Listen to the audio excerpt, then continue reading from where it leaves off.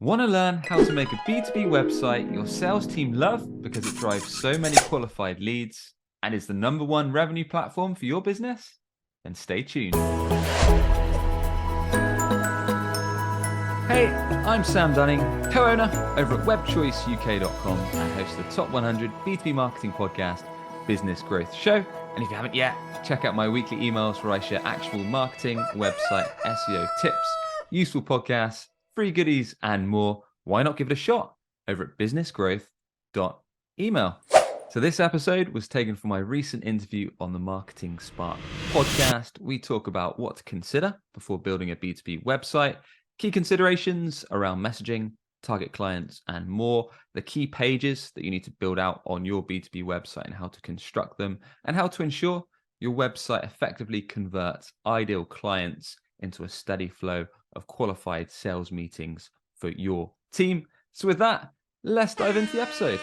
Why don't we start with a nice, juicy softball question and get you to talk about the biggest mistakes made by companies with their websites. As I talked off the top, there are some really good companies with great products, but their websites are like they cut off their nose to spite their face. And I always find that confusing and troubling at the same time. For sure. There's an endless list. I could go on for days, but I think one of the most important problems that B2B companies especially make when it comes to their websites is that they do not resonate. And when I say that, I mean they do not resonate with their target clients, the actual prospects that they want to engage. And ultimately, most of us, especially in the B2B world, want our website to act as our best sales rep, as our best salesperson, because we want it to fuel our sales team with a steady flow of qualified demos, consult requests, or leads. And the mistake I see so often is that B2B companies are just guessing really when it comes to design, messaging, key pages. And quite a lot of the time, they're just building out these websites around their own ego, around what their marketing team think looks good, around what the CEO thinks look good, or other execs on the team think's going to work, rather than actually understanding what their target clients care about seeing, learning, or doing before they're ready to take that next step, book a demo, speak to sales. So that's probably one of the most impactful mistakes where teams are just guessing about what's going to work on their website and hoping for the best. Well, with that answer, you've opened up a can of worms because there's a lot of different places we could go there. But I think one area to explore is really taking a step back and looking at what a company should do when they're considering the relaunch of a website or they're building a website from scratch.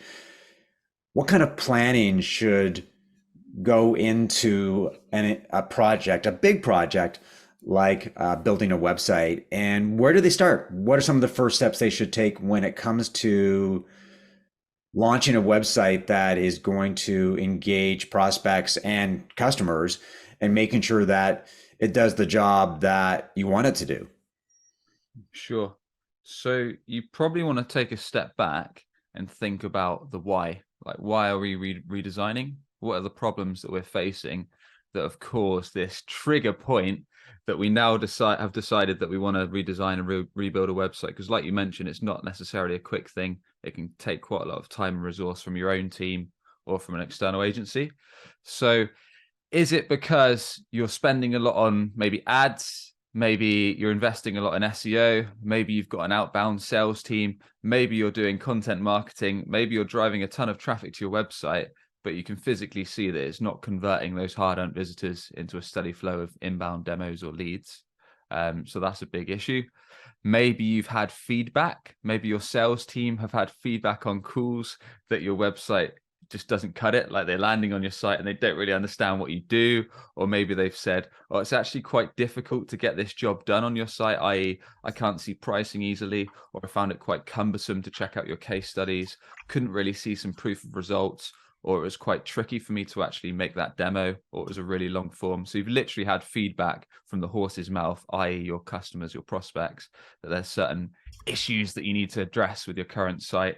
Or it could be something else. It could just be that the website's super out of date, like you built it 10 years ago or 5 years ago, whatever, and now your complete business model's changed or your service offerings change, and it just misses out vital gaps in the customer journey or your offer. So the main thing to nail down first is, why are we doing it, and what do we want to get out of this exercise? Like, what are our main goals? Because not every whilst the majority of B2B companies want their website to drive inbound, some don't. Some want to use it as a kind of trust builder, i.e., if most of their business comes from word of mouth or referrals, they want people to quickly see, like, this is the problem we fix, this is how we help, this is some case studies, this is an idea of our pricing, then make it easy for those referred warm leads to get in touch. So think about, what do we want to get out of it, and why are we doing it? That's one of the first things. And then you want to think about, who is this site for? So who are the target clients that we want to attract, engage, and convert with this site? And kind of really nail down that persona. And quite a useful exercise on that side of things is, if you've got a few existing clients, existing customers that fit what you call that ideal persona, perhaps you enjoy working with them, they make good revenue for your company, they fit that kind of client style that you enjoy working with, and you can literally sit down with them. And if you've got an existing site, you can say, look, what works well about our current site? How do you think our site stacks up against our competitors? What do you feel is missing on our existing website? Is a really powerful question, because that's when they can dive into, oh, actually, you don't have this page, or I thought you could have a better case study here, or you actually didn't dive into this question that I had, etc. So there's a literal gold mine just by interviewing some ideal clients or prospects, by understanding what doesn't work well, because most B2B companies, if they're established, already can have a site. So that's a few starting points. Don't know if you want to dig into that, Mark, before I jump into some more. Well, one of the questions that I'm interested in, it's the classic chicken or egg question, is, where does a company start? Is it copy and content for the website, or is it design? So it should really be copy and messaging, because otherwise, whilst you can design pages out, it just makes everyone's life harder. Because if you're building out like your homepage, for example, and you're just leaving like couple lines for your headline, and then as the user scrolls down, maybe you've got some images, you've got some examples of your product in play, you've got some social proof, testimonials, etc., and you're just kind of guessing how much space there's going to be. And then when you actually get to writing it out, it just turns out you've got to tweak the design a bit, so it can save time. If you get the messaging right, it means you can design around the message, around the copy. It usually makes sense. One of the things that I struggle with a lot of clients, and things that really trouble me when I look at a lot of websites, is messaging, particularly homepage messaging, that is uninspiring and confusing. So rather than pull people into the website and start the journey, they actually turn people off. And that's why many of these websites see high bounce rates. And I'm wondering, from your experience and the clients that you work with, do they think about messaging on the homepage? Is it an afterthought? Is it something that they should A/B test? I'm just curious about the process, and why many companies drop the ball when there's homepage messaging that clearly doesn't work. Yeah, I would say it's other pages as well, especially when you get into SaaS and B2B kind of detailed, complex services that can have a ton of pages around their products, their offerings, their use cases. Those need to resonate, because you might be investing in ads and SEO to send people to those. But going back to the homepage, yeah, I mean, it's something we advise clients on all the time, because of some of the issues I talked about earlier, really. Like, sometimes companies are too deep in their own offer, and they'll do things like they'll talk about they'll use technical jargon to describe their offer that their prospects might not resonate with. Is one issue, i.e., someone lands on your homepage and they just see a headline like, we provide AI tech that improves system workflows and makes a all-in-one 360-degree experience. And it's like, well, if I landed on that page, I think, what the fuck do you offer? I have no clue what you're doing. And I'll scroll down your page and still be confused, and then probably bounce off to a competitor. So that's a major issue. And I often say, if you're not sure how your prospects describe your offer, then you can't go far wrong being super simple, i.e., we do A to improve B, or we help X improve Y. Like that's a fine starting point. And then once you understand the actual words your prospects use to describe your offer, then you can go in a bit deeper. In fact, there's a couple kind of frameworks that I've learned over the years around homepage headlines. So one is just a simple, we do A to improve B. Another one is you can point out the enemy in your world. So if there's a monster, if there's a company, or if there's something that you absolutely hate, i.e. in our world, SEO might be agencies kind of using sales tactics to try and sell you a massive SEO plan that you might not need. So we might say something like, no jargon, no hard sell, just organic growth for your website, or something like simple like that, where you literally lay down everything you hate about your competitors and list out their flaws. But yeah, I mean, the simplest way to say it is with a homepage. If you confuse, you lose. So ultimately, you want to be as clear as possible, because if someone lands on that homepage, they want to know what you do, how it's going to help them, and then an easy way to take the next step, whether that is learning more, checking pricing, or booking a demo. Those are some of the fundamentals before you get into in-depth messaging strategies. One of the hypotheses that I have about bad or mediocre homepage messaging is that companies are trying to be all things to all people. They don't want to create messaging that excludes a particular segment of the audience that they think they're after. So as a result, they create messaging that is generic. It's very vanilla-like, as opposed to writing messaging that is clearly targeted at their ideal customer profile. This product is for you if you have these needs. Do you find that is a problem when a lot of companies are trying to create messaging that they want to appeal to everybody at the same time? Oh, definitely. I think probably 90% of B2B companies do that. 90% of companies in general.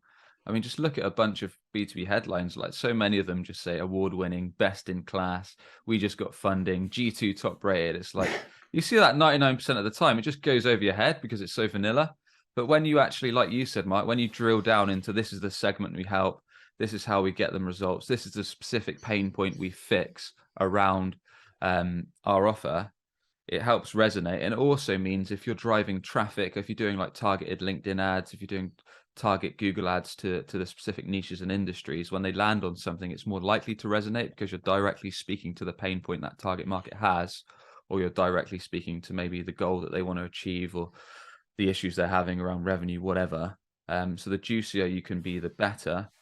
And also, do you want to attract everyone and anyone, especially when a lot of B2B companies have high ticket offers? So if you're just attracting like a bunch of prospects that don't fit the right persona, I mean, what's to say they're not going to have cash to invest in your offer, or they're not going to be the right fit, and all these kinds of problems that might cause? Yeah, I run into that. I have a client that is struggling with attracting leads. The problem is they're getting a lot of tire kickers. Right. They're getting people who are not the ideal customer. They don't have the budget, they don't have the needs, but the marketing attracts them, and they get to the website and they fill out the ask for a demo form, and it turns out they're not really the type of customer they want. And I think it has a lot to do with their homepage messaging. I watched a YouTube video in which you talked about the 7 must-have pages on a website. Can you quickly run through these pages?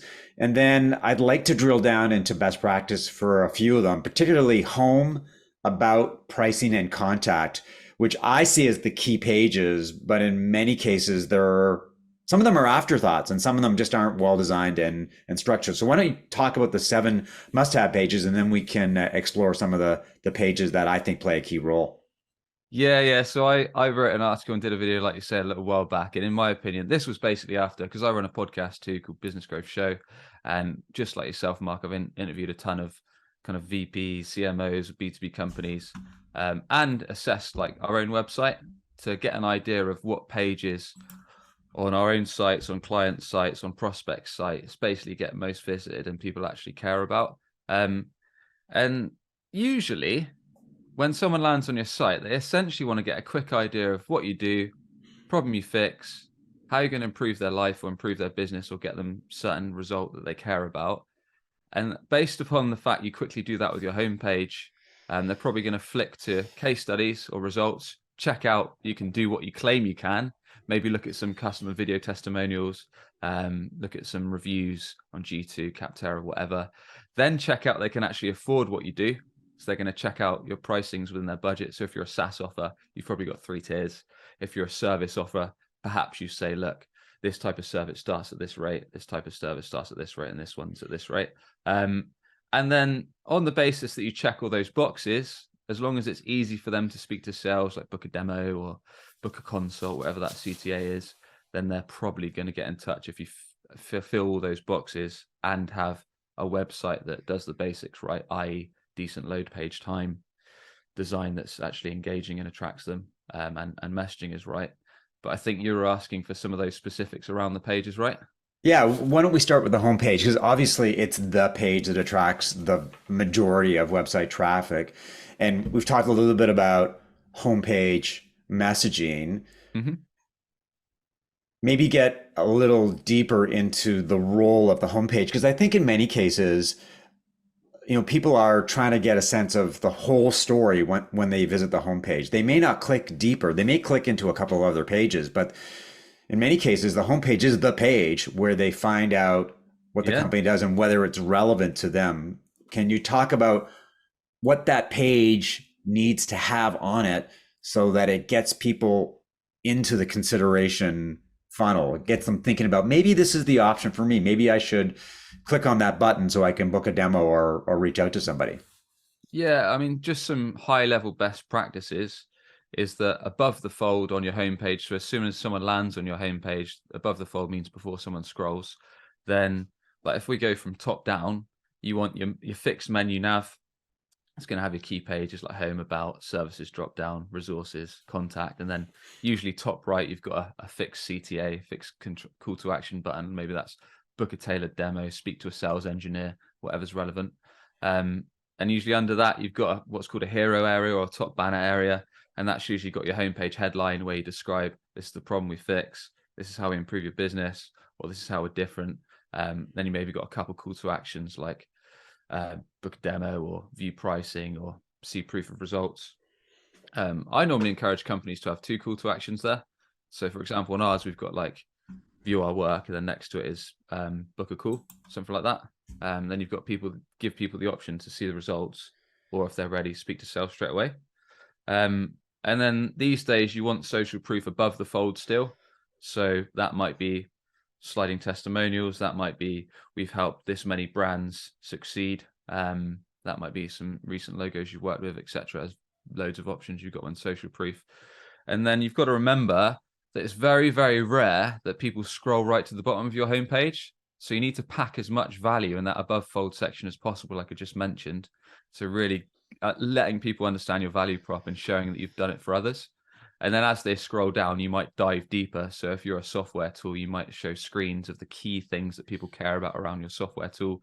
You might say, look, this is how, if we're a sales enablement tool, like this is how we can improve your sales process quick, like 3 times quicker than doing it manually, whatever, and then dive into a screen. So basically, as people go down a bit further along the fold, they're understanding your key value prop. Maybe you've got some more social proof, maybe you've got some more video testimonials, etc. as people scroll down. But remembering the further and further you get down, the less likely people are to see it. So you've got to jam as much value in above that fold as possible. And also a lot of companies still forget to make their menu sticky. So what I mean by that is on mobile and desktop, as you scroll, your menu should still be fixed to the top of the page so people can easily access your menu nav to your pages and also click that main call to action if they want to book a demo or live chat or whatever that is. So that's like homepage. And I think you're asking, like, in my top 7 pages, it was home, results, case studies, or pricing was the next one, third one, then service pages, about page, contact page, and thank you page is my top 7, but happy to dive into any of those a bit further. Well, you mentioned that you want to tease at the product on the homepage. You want to give people a sense of what this thing looks like. When somebody does actually click into the solutions or the product or the platform page, they come with different names. What do you want to show them? Like, obviously, you want to give them a sense of the experience. You want to highlight the key features, but you don't want to make it a laundry list of everything they can do with the platform because obviously that's not going to be terribly inspiring. And Mhm. they can learn that if they ask for a demo. So, Yeah. what should be on the product page to get people excited about what's possible? And I love that term, what's possible, because you want to tease people, you want to make them curious, you want to get them excited about how their jobs could change if they use this product. So, what does that page look like? It's like a great demo, right? So the worst demos I've ever sat on personally is where sales rep just talk about how great their product is for an hour. They don't ask any questions about your current state, the problems you're facing today, where you are now, and where you want to get to in 6 or 12 months. Those kind of sales calls are painful, right? It's a lot better when it's a two-way conversation and they're addressing your pain points and your goals. Websites are much the same. So if you're going to share your tool, bring up the things that people care about first. And that's Mm-hmm. where customer research comes in, because then you understand, like, these are the top 3 pain points people want to fix. Let's straight away say, look, we understand this is your problem. These are the 3 main screens, for example, and these are the top 3 high-level features that are going to directly address these pain points. And then if you want, which a lot of SaaS tools do, they get into each individual use case. So like they might have a drop down for services or use case, and then you could say, like, if you serve manufacturers, IT companies, etc., you're listing each each use case. So if people do want to get into nitty gritty, they can do so. But on your high level overview, you're addressing directly those pain points in the top 3 or so features with screens. And some sites now are even doing live interactive demos on their site. Like, they're actually letting people see the video demos there. So if people don't want to speak to sales right away, they can actually view a quick video demo. It's another option. The other page that you mentioned that I'm always curious about is the pricing page. And Mm-hmm. when I hit a B2B SaaS pricing page and the prices aren't listed, first of all, my first reaction is, what are they hiding? What is it about their prices that they don't want to show people because maybe they're very high? Maybe they're afraid of displaying competitive information. So, what are your thoughts on the pricing page? And what does a company show on that page other than prices and a few, here's what you get, a menu of here's what you get for this particular package? Yeah, to be fair, I think a lot of SaaS companies are actually better at this than more custom technology companies, service companies. A lot of those companies are just scared stiff to share their pricing. Yet when you speak to their sales team, they'll tell you, yeah, we're speaking to tire kickers like all the time. We're just wasting our time on these leads that can't afford what we do. And I've had arguments with, like, marketers at Zoom Info, at Cognism, and famous companies because they're not doing it. And I'm sure their sales team, if I spoke to them, they'd tell me, yeah, we get a bunch of tire kickers all the time. Now, the reason that pricing pages are probably one of the most impactful pages when done right that a B2B company can do is because, yes, if you're a SaaS company, you've got 3 tiers. It's simple to show pricing, A, B, C, and then maybe have a high level, quick few points on the most common features people actually care about. If you're a service-based company, it gets a bit more difficult. That's when you probably want to give a range, i.e., we do a silver tier. It's between $5,000 to $10,000. We do a gold tier between 10 to 20 grand, and we do a diamond tier between 20 to 30K as an example. And then you list again the core features. But the good thing about not only sharing pricing is going to qualify prospects in terms of, do they have cash to actually be able to work with us, but then you can back up your claims. So as people are scrolling through that page, you can use customer interview videos. Like, this is a customer we had with a similar pain point, and this is the problem they came to us. This is why they chose us. This is why they invested the money. This is how their life and business has improved as a result of working with us. You can also use testimonial sliders. You can use brands worked with, and you can answer common questions on that page around pricing. Literally, like, why are you so expensive? Why are your competitors cheaper than us? How long does integration take? Do I get a dedicated account manager? What are renewals like? Am I locked in on a contract? So all those questions that your sales team are literally getting on a day-to-day, address them directly. It's going to make prospects less skeptical. It's going to show transparency, and it's going to feed your team better qualified leads, thus saving you time and your prospects time. The last page that I want to dive into is the one that I spent a lot of time thinking about. I recently wrote a series of posts on LinkedIn about it, and that's the about page. And what triggered my LinkedIn posts was visiting this about page for a very cool company. And what I want to know right away is what you do and whether you're relevant to me. And instead, I got this creative. We hire.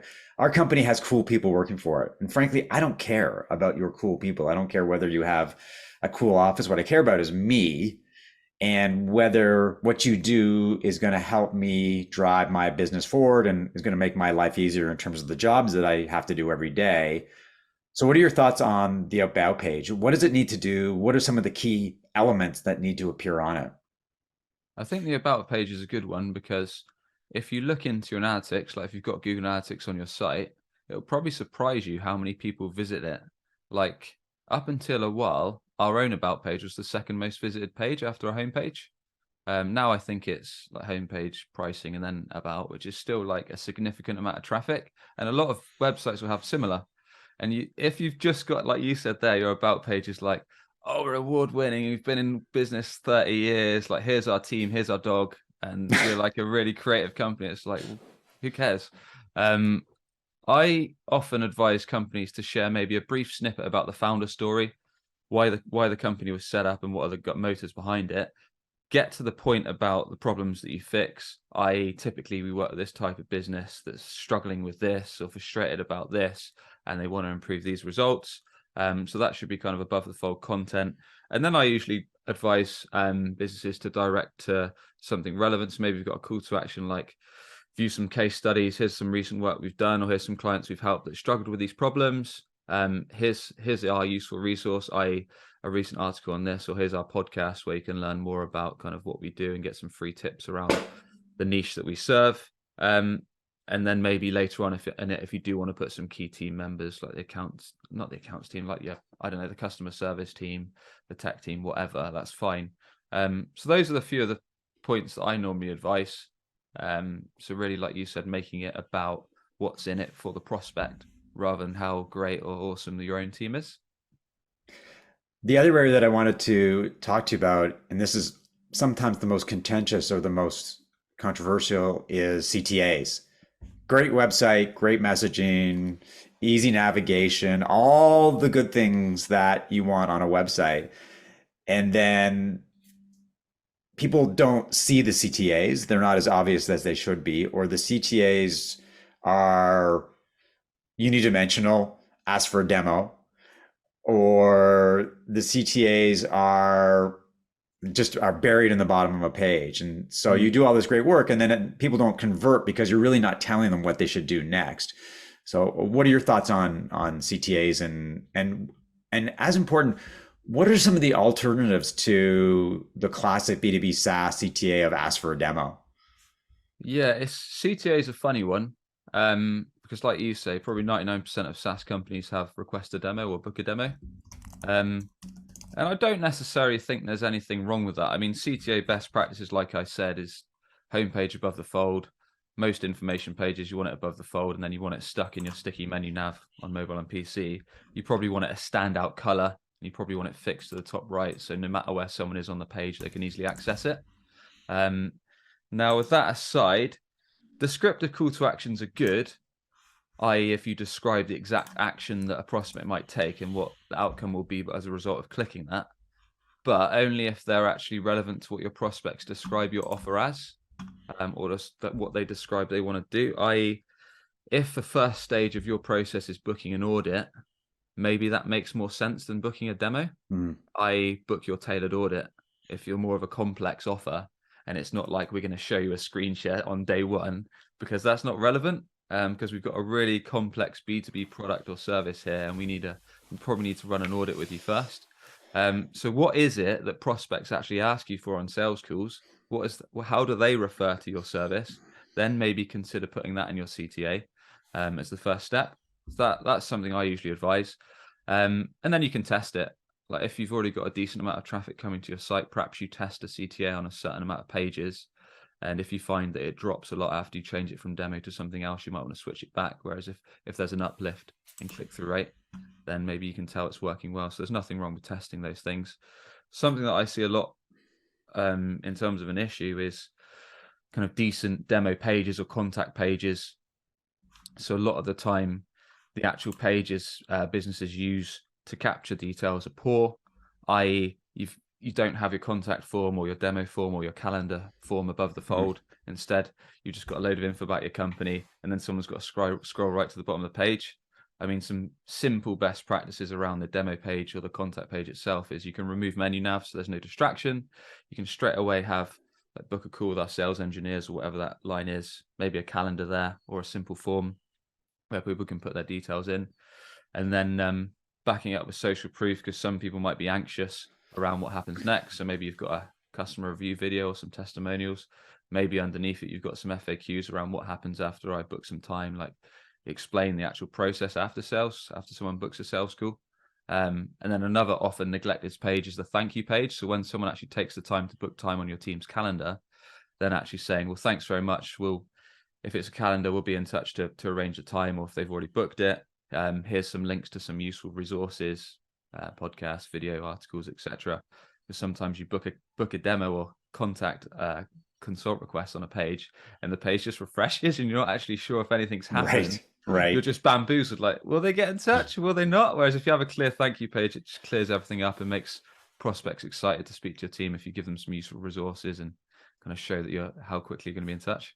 If you had to pick one widget when it comes to book a demo, would it be a calendar widget in which somebody picks a time and day to talk to you right away, and you get some details about what they're looking for, so you can use Calendly or TidyCal? Or would it be the contact page where they fill out the form, they do all the work themselves, and then they expect you to get back to them with details about when a conversation could happen? Or is it both? But if you had to pick one, what would you pick? Yeah, I think generally calendar time.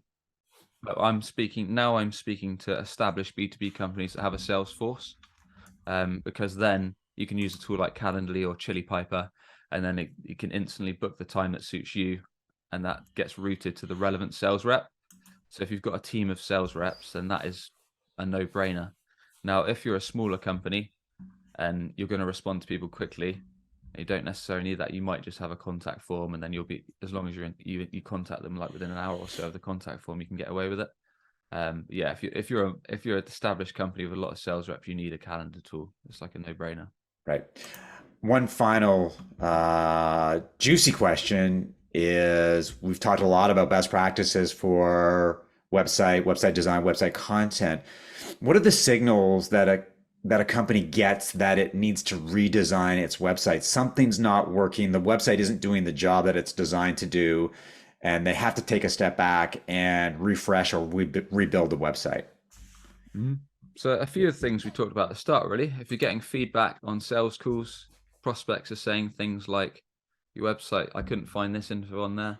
I didn't understand really what you did. It's missing this page. Perhaps they're saying like the competitors are doing a lot better. Yeah, when you're getting those kind of really signals that you do not want to hear, I couldn't find this, didn't know what you did, couldn't see this was difficult to find, that's a telltale sign that something, not necessarily redesign, but something needs work. So that's definitely a red flag. Or probably the worst one is if you're investing cash or resource from your own team or an external team into advertising or marketing, whether that's SEO, LinkedIn work, LinkedIn ads, paid search, webinars, etc. You're sending all this traffic to your site, and you're pretty sure it's coming from idle clients, like the channels they hang out on, but it's just not converting effectively. Then that's when you're going to need to have a look at it, assess your website, dive under the hood of it, start interviewing prospects, start looking at your analytics. Like, is there a huge bounce rate on the homepage? Okay, something doesn't hit right. Maybe we've got a poor load speed. Maybe our homepage messaging doesn't resonate. Maybe it's difficult for people to get in touch. Maybe people don't trust us quickly enough because they're not seeing social proof. So there's all these things you've got to assess and analyze, and then make sensible decisions based on data. One final question is, where can people learn more about you and what you do? Sure. So if you're in the market for free B2B website and SEO tips, then connect with me on LinkedIn at Sam Dunning. I post stuff every day.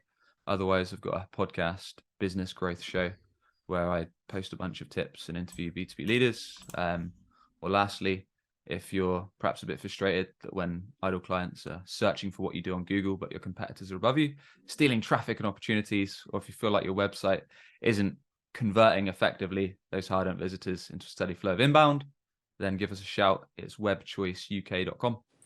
And there you have it. I hope you found this episode on B2B website best practices useful. As always, if you enjoyed it, a quick rating or review on your Apple Podcast or Spotify player goes a long way. Or if you're on YouTube, a subscribe is very much appreciated. And with that, I'll catch you on the next episode.